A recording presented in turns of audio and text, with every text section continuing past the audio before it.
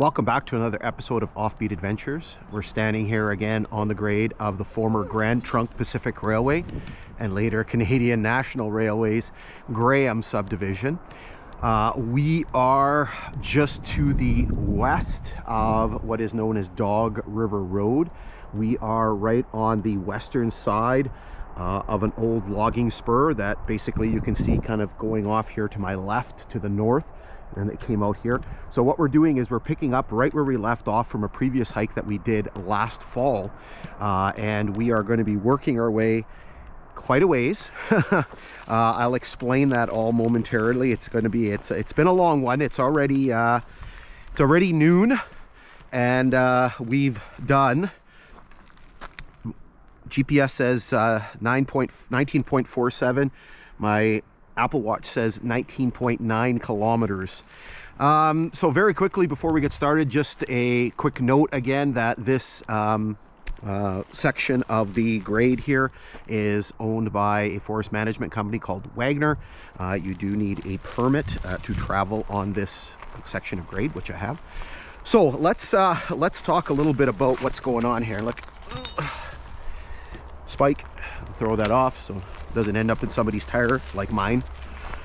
All right, so if you watch the previous segment that we did last fall, the previous episode, and basically I talked about how that would be the last section we would sort of walk slash bike, because the grade from here to the west, almost all the way to Sioux Lookout, is very challenging because the number of access roads get fewer and fewer, and it becomes much more difficult to access the grade.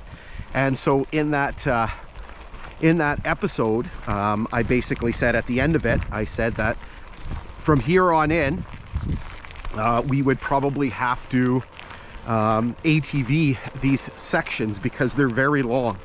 Well, you see loonies in the trailer. We're on the bike. So there was a lot of thinking that went on over the winter months, and basically I decided that I was going to continue biking them, and there's basically two reasons. So the first reason is that in order for me to ATV these things, especially with Luna, I'd need a side-by-side, which I don't have. So I thought about getting one, but then you know, some of you know the situation that I have. Kids are really expensive. So you've seen on if you watch these episodes all the time, I've got a couple of boys. One is in post-secondary, one is going to be going to post-secondary, and so there's a lot of money that's going out the door with regard to school. And I know my youngest kid needs to look at getting a vehicle, and he's probably going to need some help. In any case, that was a mitigating factor. The other mitigating factor, and I think even more importantly, was I've always done these by bike. You mean basically I biked the entire Kinghorn line. I've biked this line or walked it up to this particular point, and so I thought to myself, well, you mean, this is what I've always done. I kind of enjoy the biking part. It's can be physically challenging, like today is, but there's something to be said about the biking part. There's a lot of, like, so for example, I came through this area already. So I was here through here last year, and I've already seen a bunch of things that I didn't notice while I was driving. And so for me, this is a much better way of covering it. It's obviously, again, much more physically challenging. So what I decided to do was I decided to try to break them up into more manageable chunks. Now, I'm going to interrupt myself here for a second. You will see over there a piece of telegraph pole. You will see lots of telegraph poles today. Lots. Anyway, so I tried to break them up into manageable chunks.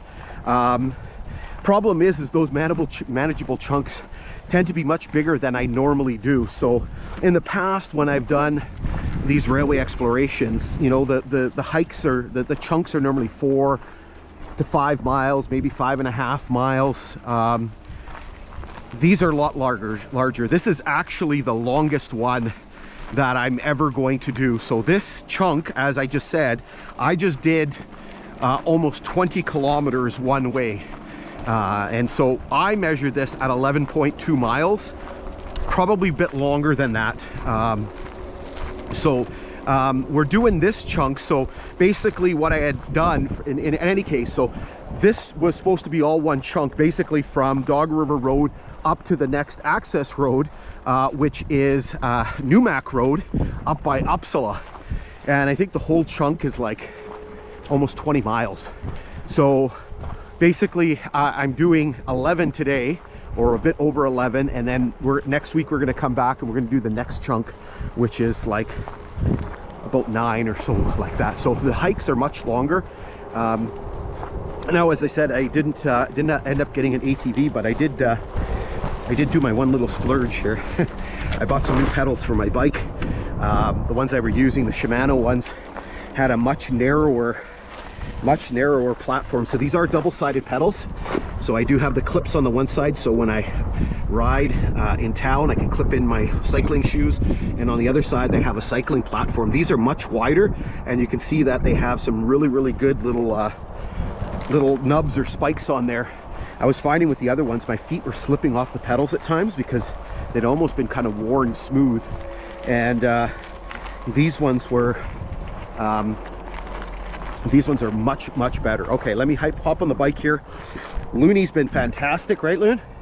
All right, she walked the whole way here, so now she gets to rest on the way back.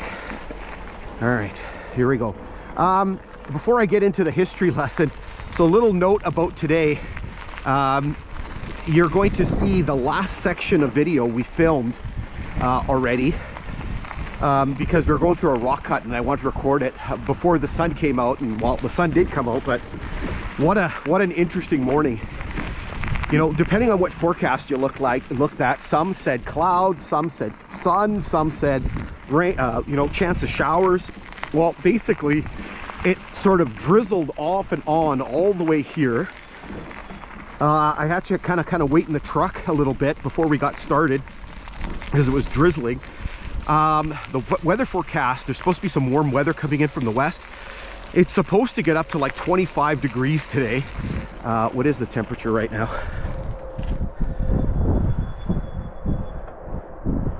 It says it's 15. It's supposed to get up to 25 and possibly warmer tomorrow out here. So I was like, okay, shorts and you know, short sleeve shirt. Well, thank God I dressed up. I put long pants on, long sleeve shirt, and I actually had another layer on top because it was frigid this morning. It was probably about 4 or 5 degrees when we got started. It was cold. I wish I had gloves, but actually my hands were frozen doing a lot of the hike, and so it was just brutal. All right, let's do our history lesson. We'll try to get this done really quickly because we've got a feature coming up here. So this line was constructed by Grand Trunk Pacific Railway between 1905 and 1908.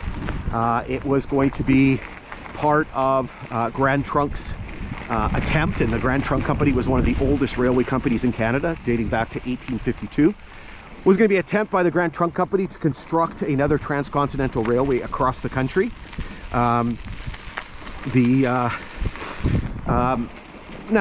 based on the experience of what had happened with the Canadian Pacific Railway, the Grand Trunk Company was not particularly keen on building this transcontinental railway because it was going to be very difficult and it was going to be very expensive. I do have to interrupt myself here. So one of the things, as I mentioned, you're going to see a lot in this section here is you're going to see a lot of telegraph poles. Now, one of the advantages of hiking in the spring or the fall when their leaves are down, you'll notice that there is a sign on there. Now, it's very difficult to make out, but it looks like there's a 5 on there. Now, coming this way, I actually had found another milepost marker. So this is actually a milepost marker on the telegraph poles. It's very hard to see. I'll show you a zoomed in version with my phone, but you can actually make out the 35 on here. So this is milepost 35. Now that is the mileage on the Graham subdivision, which I'll be mentioning momentarily here. But really neat to actually find the milepost marker, and it's probably one of the reasons why I haven't found any milepost markers, because at least in this section, this one and the next one where I'm gonna show you 36, they're both on the telegraph poles. So you mean not all the poles are there, so that might explain why I haven't seen any yet. Okay, so as I was saying, Grand Trunk really didn't want to build this line, the second transcontinental railway across Canada, because it was going to be very expensive. So they started discussions with the Canadian government about sort of partnering up, and discussions went kind of back and forth, and it took quite a while for everything to sort of fall into place. But finally the company and the government came up with an agreement. So Grand Trunk would build the western portion of the transcontinental line, everything from Winnipeg west to the Pacific Ocean at Prince Rupert, under the name Grand Trunk Pacific. And the government would build everything from Winnipeg east to New Brunswick under the name National Transcontinental. And then once the lines were complete, the Grand Trunk would basically operate the NTR for the government. Okay, so that was basically the agreement. Now, so again, construction started on this line. So this line was actually an anomaly. It was a branch line. So it did connect to the NTR because it did connect east of Winnipeg at a place called Superior Junction, which is today just to the east of the modern community of Sioux Lookout, Ontario. And so the whole purpose of this line was to give the network access to Lake Superior, obviously to assist in the shipment of goods, you know, by ship, right, onto Lake Superior. So again, this section was built between 1905 and 1908, and eventually the whole network was built. Now, what ended up happening was shortly after the entire line was built, a very, very big problem popped up because the Grand Trunk Company, who was supposed to operate the NTR, the eastern portion of the line, basically backed out of the agreement. They essentially said, no, we are not going to operate that section of line. I have to stop here because there's a feature, but I have to finish the story. And so what ended up happening now is basically the Canadian government has this section of railway line that the Grand Trunk doesn't want to operate. Who's going to operate it? So what ended up occurring was the Canadian government created their own company to operate it and some other railway lines, and they became known as the Canadian Government Railways. Now, this line, even though it was a Grand Trunk Pacific line, it connected to the NTR. So what happened is the Canadian Government Railways actually leased this line. So in July of 1915, the name of this line changed. It had originally been the Lake Superior branch, or the Lake Superior division of Grand Trunk Pacific. It became the Fort William and Raith subdivisions of Canadian Government Railways, this being sort of the Raith subdivision, so the second half of it. And so it operated as part of the Canadian Government Railways for a number of years until the government decided to basically nationalize the Canadian Government Railways along with the Canadian Northern Railway. And so they were merged, amalgamated into a new company known as Canadian National Railways. And that happened in late 1918 and took effect in early 1919. So in January of 1919, the name of this line changed. It became the Fort William and Raith subdivisions of Canadian National Railways. Stayed like that for a little bit. Later in 1919, the name changed again. It became the Lake Superior subdivision. And then again, operated for a few years. And then in 1922, the name of the line changed yet again. It became the Graham subdivision, which most people know it as. Now, around that time, the Canadian National basically was looking at its railway network west out of Thunder Bay, and they realized that there was some substantial duplication of lines. And so what ended up happening was they made preparations to abandon the eastern portion of this line and essentially consolidate part of that with the Kashabawi subdivision, which ran west out of Thunder Bay, the old Canadian Northern line, to Atikokan. So essentially what would happen is the two lines would share trackage to a place called Conmy Junction, where they would split. A new bridge was built across the Matawan River, and the old Grand Trunk line would continue on up to Sioux Lookout. So in preparation for that, in 1924, the line was split into two. It was split into the Crest and the Graham subdivision. And then in 1925, it was renamed again. It was split into the Crest, the Raith, and the Quorn subdivisions. And then the Crest subdivision was abandoned, and then basically it operated as the Raith and the Quorn subdivisions until 1931, when the two lines were put back together as the Graham subdivision. And then this line continued operating until 1994, when it was abandoned by CN and the rails were picked up soon thereafter. All right, so we haven't really covered a lot of ground, but basically there was a lot to talk about there. So we're going to pause here, and then we've got a feature to show you where I'm standing.